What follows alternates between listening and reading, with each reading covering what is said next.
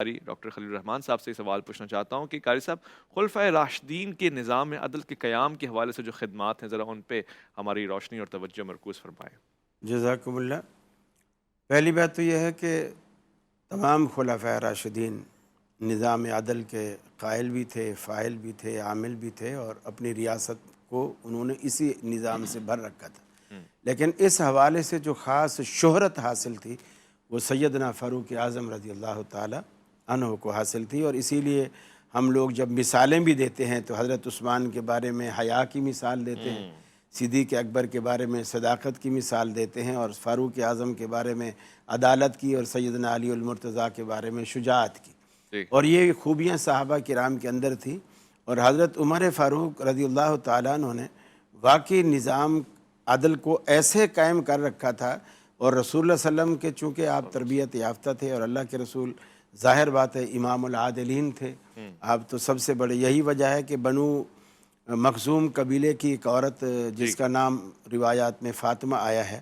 فاطمہ نامی وہ عورت بنو مخزوم قبیلے کی، اس سے چوری کا جرم سرزد ہوا اور وہ پکڑی بھی گئی، جرم ثابت بھی ہو گیا، رسول اللہ صلی اللہ علیہ وسلم کے پاس مقدمہ آ گیا، آپ نے ہاتھ کاٹنے کا حکم بھی دے دیا۔ صحابہ کرام آپس میں، اور خاص کر اس قبیلے کے جو لوگ تھے وہ بھی مسلمان تھے، یہ ایک غلطی ہوگی عورت کی، اس کا کوئی بھی تاوان رکھ دیں لیکن ہاتھ نہ کاٹیں، کیونکہ اس سے خاندان کی بدنامی ہوگی۔ جب بھی کوئی تقی مہدوی صاحب تشریف لے آئے، ہم آپ کو خوش آمدید کہتے ہیں۔ جی ڈاکٹر صاحب۔ اہلاً وسہلاً۔ اور وہ بھی کہ جو بھی اور خاندان کے لوگ آئیں گے دیکھیں گے ہاتھ کٹا ہوا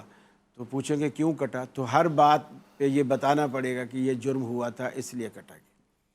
حضرت زید بن حارثہ رضی اللہ تعالیٰ عنہ کو، جن کو اللہ کے رسول اپنے بیٹے کی طرح پیار کرتے تھے، ان سے کہا گیا کہ آپ اللہ کے رسول سے جا کر کے ہمارا یہ میسج پہنچاؤ بطور سفارش کے۔ رسول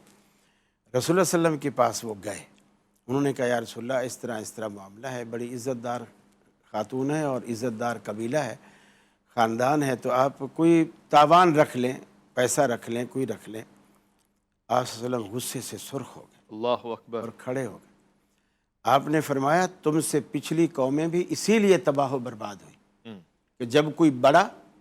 ان کے اندر عزت والا جرم کرتا معاف کر دیا جاتا، اور جب کوئی غریب جس کی حیثیت کم ہوتی وہ اس جرم کا ارتکاب کرتا تو اس کو سزا دی جاتی۔ پھر آپ نے وہ تاریخ ساز جملے فرمائے، آپ نے فرمایا لو ان فاطمہ بنت محمد سرقت لقطعت یدہا، حالانکہ یہاں نہ کوئی امکان تھا، نہ تصور تھا، نہ سوال تھا، یہ آپ کے انتہائی عدل کی علامت تھی کہ آپ نے فرمایا تم اس کو عزت دار سمجھ کے چھڑوانا چاہتے ہو، میں کیا کم عزت دار ہوں؟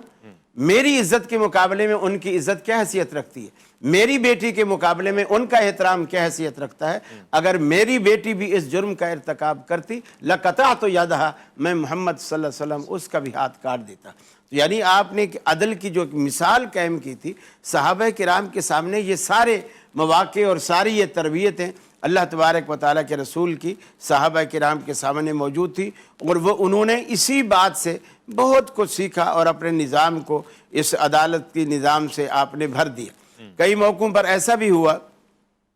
صدیق اکبر رضی اللہ تعالیٰ عنہ کے پاس، اب دیکھیے یہ بھی ایک عدالت کا، انصاف کا ایک حصہ ہے کہ رسول اللہ صلی اللہ علیہ وسلم نے جو چیز جیسے فرمائی اس کو اسی طرح جو ہے وہ قائم کیا جا رہا ہے۔ جی، آپ کا احترام بھی ہے، ادب بھی ہے، اور سب کچھ ہے۔ مثلا آپ ممبر پر کھڑے ہوئے ہیں خطبہ دینے کے لیے، رسول اللہ صلی اللہ علیہ وسلم کے بعد پہلی دفعہ خطبہ دینے کے لیے ممبر پر چڑھے تو آپ نے اپنی محبت اور عقیدت اور احترام میں صدیق رسول اکرم صلی اللہ علیہ وسلم جو تیسری سیڑھی پر کھڑے ہو کے خطبہ دیتے تھے، آپ نے اس کو چھوڑ دیا، اس سے نچلی سیڑھی پر آ کے کھڑے ہوئے۔ پھر جب سیدنا فاروق اعظم کا زمانہ آیا، اب ان کے دل میں کہ بھی رسول اللہ کا احترام بھی ہے اور صدیق اکبر کا احترام بھی ہے، جب انہوں نے ایک سیڑھی چھوڑی ہے تو میں کیوں نہ چھوڑوں، انہوں نے وہ دوسرا زینہ بھی چھوڑ دیا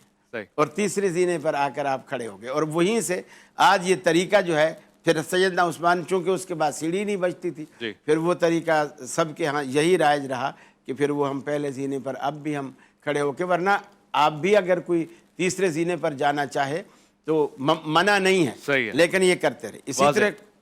قرآن مجید کہتا ہے ان اللہ یأمرکم بالعدل، اے مسلمانوں، اے ایمان والو، ہاں۔ اللہ تعالیٰ تمہیں عدل کا حکم دیتا ہے، ایسے ہی۔ انصاف کا حکم دیتا ہے ہر معاملے میں، حتیٰ کہ شادیاں بھی انسان اگر کرتا ہے نا،